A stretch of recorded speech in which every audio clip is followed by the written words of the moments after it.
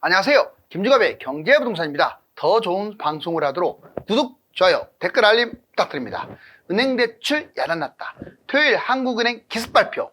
은행이 건설사 PF대출과 가계대출, 정책대출 제한 및 중단을 알렸습니다.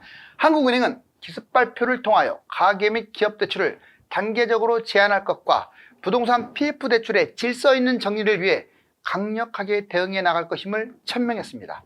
빛이 GDP 대비 273%로 6,000조를 넘어섰는데 특히 PF대출, 소상공인 한계기업의 대출이 심각한 상황입니다. 유료 상담은 010-2616-6276 제가 직접 매수타임과 입지를 추천해드립니다. 지금 바로 전화 주십시오. 은행대출 중단 야단났다. 토요일 한국은행 기습발표. 정말로 한국은행이 요즘은 기습발표를 많이 합니다. 여기 PF대출 중단 지금 마이크 대고 했는데 자 스탑.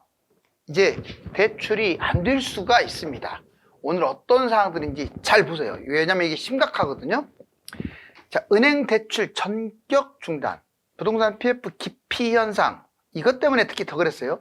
자, 은행권 대출 중단에 당국은 감독을 확대하겠다. 이제 건설사 PF 중단, 뭐 지금 완전히 중단한다는 게 아니라 단계별로 한다고 오늘 천명을 했고요.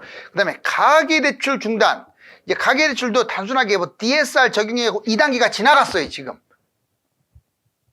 그래서 신용 등급도 대폭 올려가지고 아예 대출이 안 나오는 사람도 나올 겁니다. 여기 보시면 이제 정책대출은 아예 이번에 신생아 빼고는 다 사라진 거죠. 먼저 건설사 PF 중단, PF 폭탄이 터지자 부실건설사 대출을 전면 중단. 왜냐하면 지금 계속 이걸 확대했다가는요, 잘못하면 경제위기, 금융위기 터지겠어요. 은행으로 확대돼가지고. 차라리 건설사가 부도나는 게 낫지. 물론 이게 꽈리처럼 계속 연결돼가지고 이건 좀 문제가 됩니다. 자, 저축은행, 상호금융, 새마을금고가 제일 심각해요, 지금. PF에서. 꼭 명심하세요. 1금융권이 아니에요. 이거예요. 저축은행, 상호금융, 새마을금고. 그렇기 때문에 여러분들이 예금한 것들 신경 좀 써야 돼요. 자, 이번에 증권사하고 보험사는 은행은 아니지만 금융권이잖아요. 오히려 저축은행, 상호금융, 새마을금고보다 더 심각합니다. 연체율 정말 비상이에요, 비상. 가계대출 중단, 농협 미분양 담보로 신규 공동대출을 중단하겠다라고 자구책을 농협이 먼저 스스로 꺼낸 거죠. 이거는 이제 곧 있을 여러분들 중도금 대출이 있죠. 혹시라도 건설사가 문제가 생기거나 아니면 대출이 지나치게 많을 경우 중도금도 대출을 자기 돈으로 이제 해야 하는 그런 시대가 돌아온 거예요. 그렇게 되면 이제 미분양이 막 생기겠죠. 신한은행, 우리은행은요, 똑같이 주담대, 전세대출 취급을 강화하겠다. 아마 대출 한도를 규제, 특히 스트레스 DSR을 적용하고 지금 방금 말했던 전세대출이라든가 아니면 공공 집단대출, 즉 분양 중도금 있죠. 이런 것들이 규제가 되는 거예요. 이제 예전처럼 막 많이 해주는 시대는 끝났어요. 정책 대출 중단, 특례보금자리 대출이 이제 사실상 사라졌고 한국은행 DSR 예외 대상, 이 DSR에도 예외 대상이 너무 많았잖아요, 그동안에. 아까 전세대출이라든가 중도금 대출이라든가 이런 것들 아마 금지 쪽으로 갈 가능성이 높아요. 50년 만기는 사라졌고 40년 만기 얘기 나오고 있습니다. 디딤돌 대출 일단 판매 중단됐고 다른 곳에 이제 일괄적으로 통합을 했어요. 이제 얼마나 해줄지는 또 판단을 해봐야겠지만 제가 보기에는 디딤돌 대출도 아마 판매 또 중단할 가능성이 높습니다. 자, 대출 제한 중단 확대. 왜 그러면 대출을 제한하고 중단을 할까요? 여기 보시면 먼저 첫 번째 PF 대출 제한 중단. 이게 제일 지금 문제예요. PF발 은행 부도를 차단하기 위한 하나의 방법입니다. 여기서 계속 해주게 되면요, 건설사는 건설사대로 살아나지 못하면서 은행만 죽어나가는 거겠죠. 자, 정책대출 중단. 가계라든가 기업 이 부채가 너무 심각한 거예요, 지금. 그리고 DSR 강화. 이제 스트레스 DSR 도입하고 DSR 예외 사항을 대폭 축소시켰다. 즉 대출을 많이 안 해주겠다 이 말이에요. 중단하거나 제한. 자, 전세대출도 제한. 얼마나 가계대출이 많으면 전세대출까지 끼어 들어갔을까요? 이것도 역시 DSR을 적용하겠다. 대출 축소. 자, 중도금 집단 대출 제한. 이제 그전에는 분양받으면 당연히 1차 중도금, 2차 중도금 이렇게 내는 게 정상이었는데 이제는요. 건설사 문제하고 맞물려서 본인이 돈을 내야 돼요. 뭐 100% 내는 건 아니지만 중도금 대출이 줄어들었다 이 말이죠. 그 다음에 대출 전면 중단, 부활 이것도 줄 수가 있어요. 문재인 정부 때 실질적으로 지역이라든가 가격이라든가 유형이라든가 주택수에 따라서 대출이 중단된 사례가 있었잖아요. 그거보다 더 심각한 대출 중단이 아직 확정된 건 아니에요. 이것은 이제 부활할 수도 있습니다. 왜? 지금 가계대출이요, 여러분들. 세상에 6천조예요, 6천조. 가계대출, 기업대출, 정부대출 합쳐가지고요. 세계 1위. 여기 보시면 한국은행이 기습 발표한 내용이 뭐냐? 민간 대출이 지금 위기다. 너무 많다. 이거 차단 문제하고 PF 대출. 이제 그동안에 콧대를 세웠던 건설사들 이제 줄줄이 사탕으로 부도날 우려가 있어요. 자, PF 대출 정리하겠다. 자, 이창용 한은총재 부동산 PF 신용위험 확대 주의해야 아예 경고장을 날린 거예요. 그래서 지금 금통이라든가 금감원 그 다음에 한국은행, 정부, 부총리 이렇게 해서 빅4들 F4가 이제 계속 이제 모여서 이 문제점들을 하나하나 해결해 나가려고 노력을 할 겁니다. 보시면 한국은행 이제 기습 발표. 먼저 대출이 지금 위험 수준이다. 두 번째, PF 대출을 정리하겠다. 질서 있게 정리하겠다. 자, 부동산 하락 유도. 먼저 민간 대출 6천조예요. 민간 대출만 6천조가 아니라 이제 정부 대출이 얼마 안 되니까 4대 은행 도실 대출이 2천억. 그리고 5대 은행 자영업 대출 연체 1조입니다. 그리고 전제 조건은 물가 안정, 금융 안정, 경제 성장. 지금 물가를 안정시키고 금융권을 안정시키고 경제 성장에 모든 포커스를 맞추다 보니까 대출이 지금 위험한 수준인데 이걸 줄이겠다 이 말이죠. 5대 은행이 자영업 대출도 연체만 1조라면 지금 상당히 심각한 거죠. PF 대출 정리. PF 대출 위험 신호를 감지했고 질서 있게 정리하는데 박차를 가하겠다. 자, 부동산 PF 정부와 협력해 가지고요. 금융 안정에 최선을 다한다. 자, 긴축 유지. 악한 고리. 그러니까 나쁜 고리. 그 신용위험 확대, 이 악한 고리가 신용위험으로 확대되지 않도록 하겠다. 지금 한국은행이 PF 정리와 가계 기업 대출 이 부분을 아예 직접적으로 언급했습니다. 부동산 하락 유도 또 저번에는 이런 발표도 했죠. 2015년 수준으로 집값을 떨어뜨린다. 즉 서울 집값 2015년 수준이 적당하다. 그러면 제가 말했잖아요. 지금 현재 10억짜리가 한 3, 4억 수준이 돼야 돼요. 2015년이면 2025년까지 집값 떨어질 가능성이 높다. 실물 경기 성장률이 둔화한 게 가장 크다. 자, 부동산 3대 위협, 부동산 PF, 부채, 연체율 이 세 가지가 계속 부동산 하락을 유도할 것이다. 이번에는 은행권 대출 중단 현황을 한번 보자고요. 은행서 중도금 대출 못 해준대요.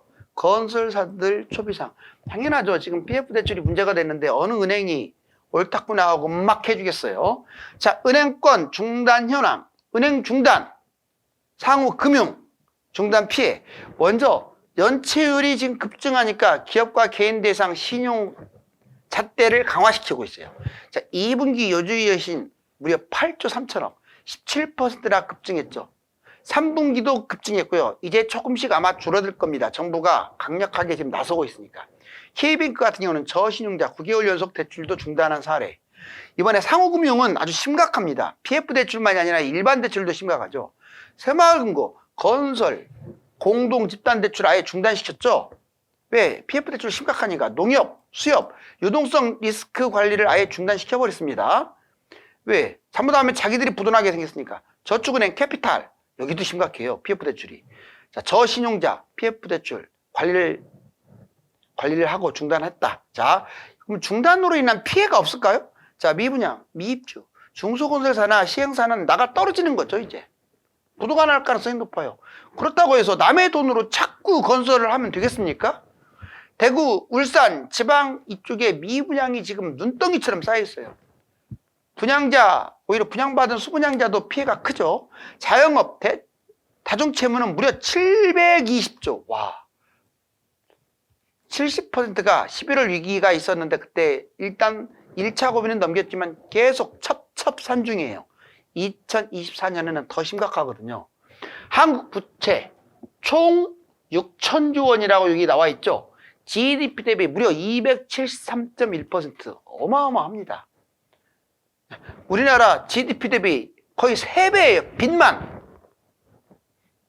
올해 국가 총부채가 6천조 원 돌파. OECD에서 GDP 대비율 상승한 나라는 우리나라가 유일하래요. 이게 올해 들어와서 자, OECD 국가들이 다 오히려 부채가 축소됐는데 우리나라만 확대됐어요.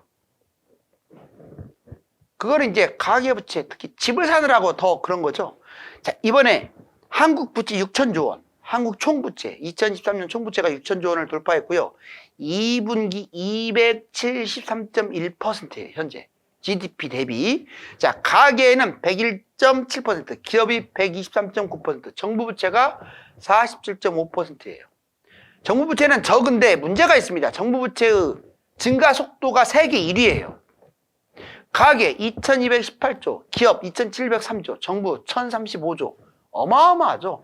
우리가 금액 단위가 워낙 크니까 감이 안 올 정도예요. 문제점, OECD 31개 국가가 있는데 거기서 유일하게 올라갔어요. 얼마나? 4.9%가. 부채 증가 속도도 빠르고요. 가계, 기업 자체가 위기 수준입니다. 지금. 세계 1위, 3위 그러니까. 금융 불안. 자, 부동산 PF 대출 연체율 지금 최고 위험하다는 얘기 계속 쏟아내고 있습니다. 주요 국가 부채, 국가 부채 보면 우리나라가 지금 273%인데 이탈리아 243, 독일 185, 미국 252. 그나마 높은 나라들 지금 정리한 거예요. 선진국 중에서. 자, 호주 220, 스페인 241, 영국 236. 우리나라하고 규모가 비슷한 이탈리아, 호주, 스페인, 영국 이런 나라들이 지금 우리나라보다 부채 비율이 훨씬 낮아요. 일본 414%. 국가부채가 어마어마한 나라입니다. 캐나다 307%. 그러니까 유일하게 우리나라보다 더 규모가 크게 차이 안 나는 나라 중에서 일본이나 캐나다, 특히 캐나다 여기 두 나라만 높지 다른 나라들은 우리나라보다 다 낮아요. 그리고 이런 나라들도요, OECD에서 14% 평균적으로 하락한 거예요, 지금. 우리나라가 상대적으로 이 부채가 높으면 문제가 생기는 게 뭐 자원이 많습니까? 땅덩어리가 넓습니까? 그리고 내수로 먹고 살 수 있나요? 수출 수입으로 먹고 살아야 하는데 이 부채가 많아버리면요, 더 심각해지는 거예요, 다른 나라들보다. 그래서 위험하다는 거죠. 자, 이제 국책은행 세고 최대 위기. 특히 은행에서 누가 앞장서 가지고 대출을 많이 해줬냐. 물론 불쌍한 서민들, 가난한 서민들, 그리고 뭐 중소상인들, 또 뭐 중견 기업들 이런 데 많이 도와주기도 했지만 지나칠 정도로 빚 탕감해주고 도와주고 국민 혈세로 은행은 빚지고 이거 좋다고 보지 않아요. 왜? 저러다가 나라 망하는 거죠. 보세요. 아무리 국책은행인데 국책은행이 뭐 망합니까? 국책은행은 안 망하게 또 나라가 망하죠. 저렇게 저런 쪼가 나면 보세요. 자, 얼마나 심각한지. 자, 국책은행이 뭐가 있습니까? 기업은행, 수출입은행, 산업은행. 지금 제일 위험한 1금융권에서 최고 위험한 은행 세 군데를 골라라. 여기입니다. 세 개. 이거는 국민의 문제예요. 이 은행의 문제가 아니라 얘들이 부도가 나지 않느냐는 그 다음 문제라고요. 자, 기업은행, 태형건설에 PF 대출 997. 지가 뭔데 태형건설에 이렇게 많이 3위권 대출을 해줘요. 아니, 국민이나 하나보다 훨씬 자그마한 은행이 이렇게까지 많이 해줬어요. 997억 원. 부실채권, 이자가 5조고, 고정이하 1.0, 연체 0.64. 보통 1금융권 5대 은행은 0.25밖에 안 돼요. 근데 0.64. 개인사업에 3,746억. 소상공인 76조. 이자 잔액만 1조. 미친 짓 한 거죠. 수출입은행. 자, 5년 금융 대기업 한 곳에서 원래는 5년 전에 대기업에 한 곳밖에 없었어요. 한계 기업이. 그런데 지금 보세요. 한 곳이 42곳으로 늘어났어요. 한계 기업. 그냥 대기업이라고 해가지고 막 빌려준 거예요. 한계 기업이 뭔지 아세요? 좀비 기업이라고 3년 내내 이자도 못 갚는 기업. 그런 대기업에 한 곳밖에 없었던 곳을 5년에 42곳에다가 돈을 퍼준 거야. 이거는 내가 보기에는 여당이든 야당이든 정책 잡았던 사람들이 문제인 거예요. 지금만이 아니라 그전에도 그렇고. 자, 위험자산 규모 139조 5,500 어마하네요. 5,507억?